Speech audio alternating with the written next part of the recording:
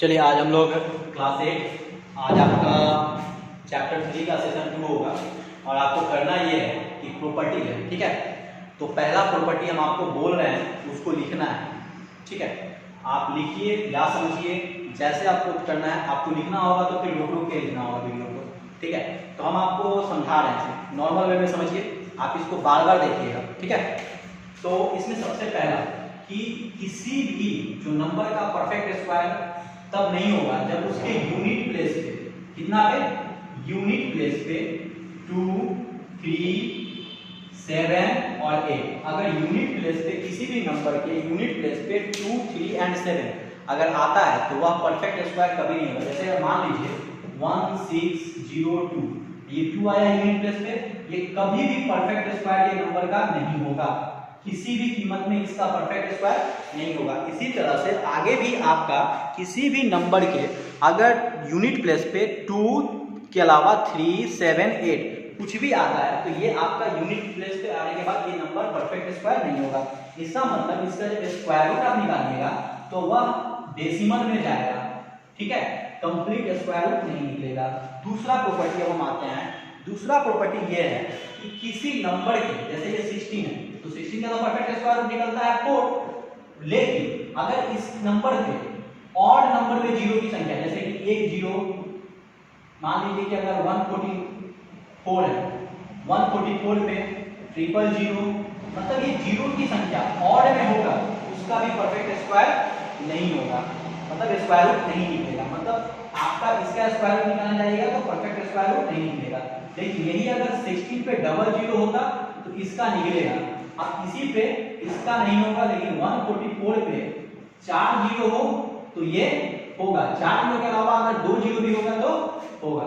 मतलब जीरो की संख्या अगर आपका इवन होगा तो डिविजिबल परफेक्ट स्क्वायर होगा और उसका स्क्वायर रूट निकालिएगा तो आपका निकल जाएगा। देखिए ये कहने का यहाँ पे ये मतलब नहीं है कि अगर 2, 3, 4, 8 होगा तो आपको एज अ कंपटीशन में जाइएगा, चाहे आपके अगले एक्सरसाइज में ऐसा क्वेश्चन आ सकता है कि आपको अगर यूनिट प्लेस पे दे दिया कि विदाउट एक्चुअल डिवीजन मेथड और प्राइम फैक्टराइजेशन या बिना आपका स्क्वायर रूट निकाले बताना है नंबर का कि क्या ये परफेक्ट स्क्वायर है या नहीं है, तो उसके लिए ये आपको बताया जा रहा है।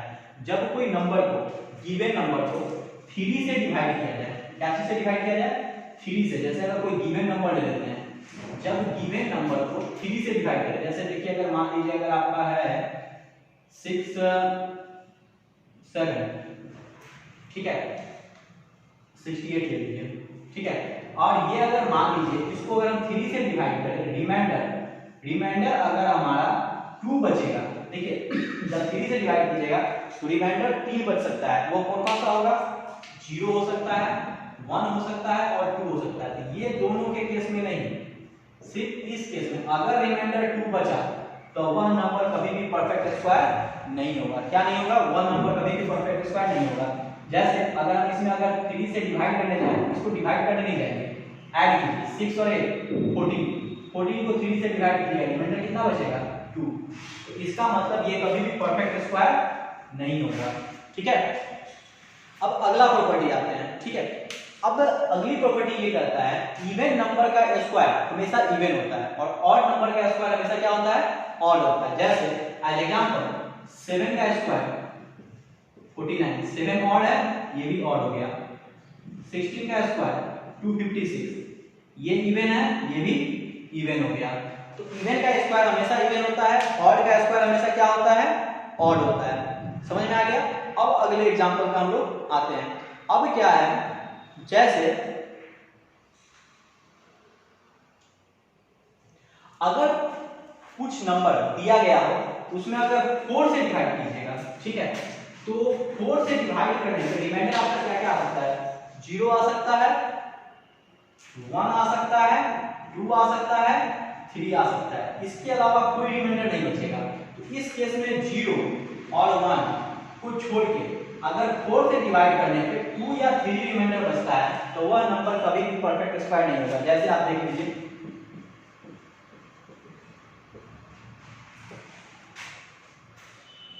इसको देख लीजिए, अब इसको 4 से डिवाइड करना है, क्या पूरा पे 4 से डिवाइड करेंगे, नहीं, क्या करेंगे लास्ट के 2 डिजिट को डिवाइड करेंगे, 67 डिवाइड करते हैं तो हमारा रिमाइंडर कितना बचेगा 3, हमारा रिमाइंडर 3 बचेगा। इसका मतलब ये हुआ कि हम ये नंबर का कभी भी परफेक्ट स्क्वायर नहीं होगा। ठीक है, अगर 4 से डिवाइड करने से रिमाइंडर 2 और 3 अगर होता है तो वह नंबर कभी भी परफेक्ट स्क्वायर नहीं होगा। अगला एग्जांपल, ठीक है, अगला एग्जांपल ये है कि लगातार आपके इवन या ऑड संख्या का ऐड यानी कि कंसेक्यूटिव ऑड संख्या का ऐड क्या होता है। देखिए जैसे मान लीजिए कंसेक्यूटिव ऑड क्या होगा, जैसे 1 3 5 7 9 11 ये कंसेक्यूटिव ऑड है। इसका अगर सम करने जाइएगा तो कितना ऑड है 1 2 3 4 5 6, मतलब ये आपका 6 के स्क्वायर के बराबर होगा। सबको अगर सम करते हैं तो सबको सम करिएगा तो ये क्या होगा 6 के स्क्वायर के बराबर होगा। ठीक है, समझ में आया। चलिए अब देखिए यहाँ पे ये आपका ऑड में मान लीजिए कि अगर 3 ही पीस होता 1 3 5 तो इस केस में इसका सम जो होगा वो 3 का स्क्वायर होगा। अब ये कभी मत कहिएगा कि सर 7 एडेड 9 एडेड 11 सर ये 3 है तो ये क्या 3 का स्क्वायर होगा, नहीं, नेवर। हमने कहा कंसेक्यूटिव मतलब 1 से स्टार्ट होना चाहिए, ये नहीं कि कहीं भी नंबर पकड़े उसके बाद कंसेक्यूटिव। ठीक है, अब इसी के साथ आपको इसमें पढ़ना नहीं है लेकिन हम बता देते हैं कंसेक्यूटिव इवन नंबर का सम जैसे 2 + 4 + 6 इसके लिए क्या होता है n * n + 1 ये सम के लिए n मतलब नंबर ऑफ इवन और देखिए n क्या है 1 2 3 है। इसका अगर सम करना हो तो n के जगह पे 3 और n + 1 के जगह पे मतलब 4 3 * 4 12 देख लीजिए 6 4 10 और 2 12। तो आप लोग इसको नोट डाउन कर लीजिएगा।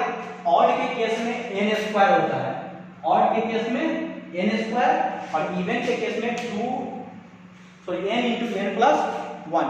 चलिए अब अगला क्वेश्चन देखिएगा। अगला क्वेश्चन का क्या प्रॉपर्टी कहता है, जैसे इसको मिटा लेंगे।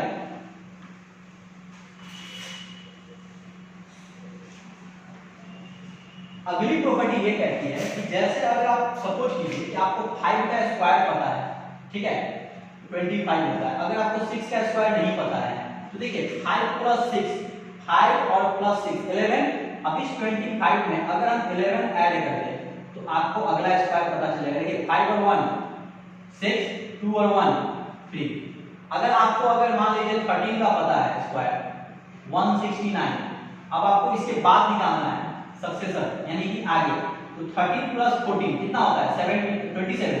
इसमें 27 आप क्या कीजिए ऐड कर दीजिए तो कितना होगा देखिए 9 और 7 16 2 6 2 8 और 1 9 और 1 देखिए तो 14 का 196 होता है। तो आपका हमेशा गैप अगर इसको बात तो समझ में आया, ठीक है। लेकिन अगर हमको प्रिडिक्शन निकालना हो, जैसे अगर हमको दिया हुआ हो, अगर मान लीजिए जैसे हमको 11 का स्क्वायर दिया हुआ हो 121, ठीक है। अगर हमको 10 का पूछा है, देखो सक्सेसर मतलब एक आगे, प्रिडिक्शन मतलब एक पीछे, जस्ट एक पीछे। तो देखिए ये दोनों का सम कितना होगा 10 और 11 21 इसमें से घटा दीजिए कितना आएगा 100। इसमें से 21 माइनस करना था और इसमें क्या करना था +20, इसमें क्या करना था +21। ठीक है, समझ में आ गया। चलिए आगे देखते हैं। अब आप लोग एक पढ़े होंगे पाइथागोरस ट्रिपलेट। पाइथागोरस ट्रिपलेट का कुछ लिस्ट हम बोल रहे हैं, आप लिखते चले जाइए 3 4 5 3 4 5 ये पाइथागोरस ट्रिपलेट है। ठीक है, जैसे आप एक ब्रैकेट लीजिए 3 4 5 ये पाइथागोरस ट्रिपलेट है। फिर आपकी अगर बात कीजिएगा 5 + 12 13 5 12 13। फिर अगला अगर पाइथागोरस ट्रिपलेट की बात कीजिएगा तो आपका होगा 8 15 17। ये पाइथागोरस ट्रिपलेट है। ठीक है, इसको अब समझना है लॉजिकली क्या होता है। इसमें जो दो छोटा होता है नंबर, दो छोटे नंबर का स्क्वायर करने पे बड़े नंबर के स्क्वायर के बराबर हो जाता है। दो छोटा कौन सा है, ये है 3 का स्क्वायर और इसका स्क्वायर प्लस मतलब 4 का स्क्वायर। अब ये दोनों जो होगा वो बराबर होगा बड़े वाले के स्क्वायर के। देखिए तो इसका स्क्वायर कितना होता है 9, इसका कितना 16। ये दोनों को अगर ऐड करिएगा तो कितना होगा 25। देखिए तो इसका स्क्वायर कितना होता है 25 होता है। देखिए दोनों बराबर होगा। अब इसमें देखिए, इसमें अगर आप इसको छोड़ दीजिए, इसको देख लीजिए, 8 का स्क्वायर 64, 15 का स्क्वायर 225, है ना। अब दोनों को ऐड कीजिए, 4 और 5 9, ये कितना 8 2, देखो तो ये 17 का स्क्वायर है। ये है पाइथागोरस ट्रिपलेट, ठीक है। अगर आपको पाइथागोरस ट्रिपलेट अगर निकालना हो तो कैसे निकालिएगा, उसका क्या फॉर्मूला होता है, देखिए 2m कॉमा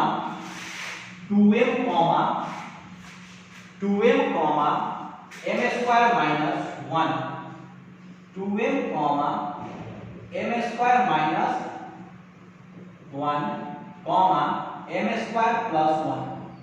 देखिए आप गौर फरमाइएगा, इसीलिए इस लिस्ट के सामने लिखे हैं। 2m जो होगा सबसे स्मॉलेस्ट नंबर निकालेगा, m स्क्वायर माइनस 1 मिडिल वाला, दो बड़ा के बीच का m, दो बड़ा और छोटा के बीच का आएगा, और m स्क्वायर प्लस 1 को हमेशा बड़ा, सबसे बड़ा दिखाएगा, ठीक है। अब अगर m का मतलब क्या हुआ, m equal to natural number,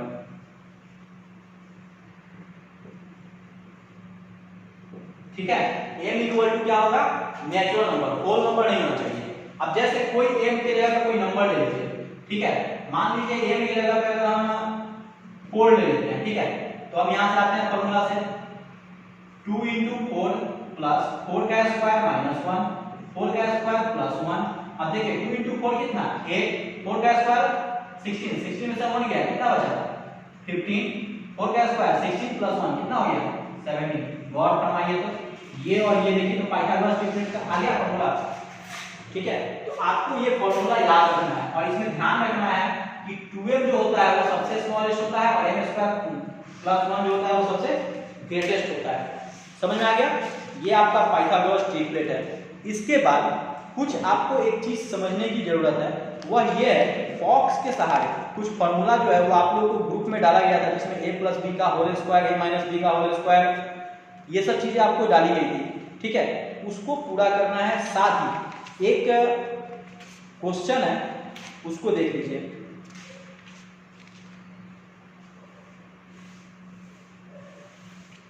या फिर हम लोग अगले वीडियो में देखते हैं एग्जांपल्स को, ठीक है।